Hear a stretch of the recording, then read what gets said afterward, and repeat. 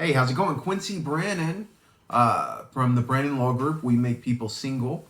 We're located here in the great state of Texas. Just wanted to make a video to catch up. It's been a while since I made a video. I've been really busy. The fall is a busy time of the year, right up until about this time in November. So, wanted to make a video today about the divorce between Erika, Jayne, and Tom Girardi. Erika Jayne was, I didn't know this before I read the article. She was apparently on one of the Real Housewives shows. Her and Girardi are getting a divorce after more than 20 years of, well, I think it's 21 years of marriage.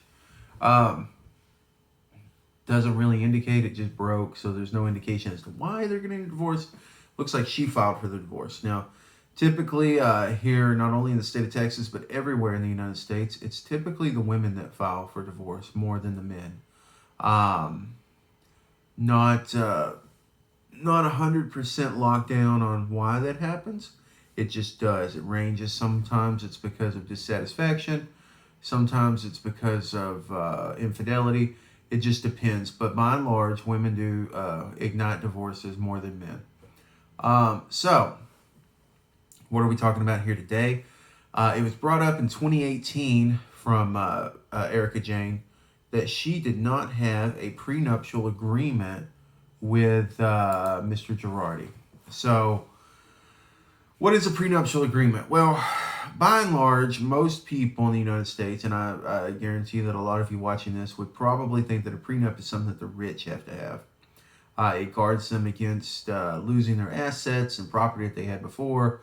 It also makes it so that they aren't taken advantage of by people that are just wanting to marry them for their money, stuff like that. To be honest with you, prenups are actually used by most people and can be used by most people. It's a misconception. So if you want to make sure that like separate property that you had before you got married goes to your children that were not part of the marriage. If you want to clarify financial rights, avoid arguments should there be a divorce on specific things that you can both agree on. If you want to make sure that there's a protection from debts, those are things that prenups can be used for. They're basically contracts that are signed between the parties. They're becoming more acceptable here, not only in the state of Texas, but everywhere. They used to be scrutinized hardcore, like hardcore scrutinized, because it's always assumed that somebody, usually the scenario that you would think of would be an older man marrying a younger woman. So the older man must have used some kind of undue influence or coercion to get the younger woman to sign the prenup, not explaining to her that the prenup was basically going to render her without any kind of financial recourse should she get a divorce or he divorce her one day, right?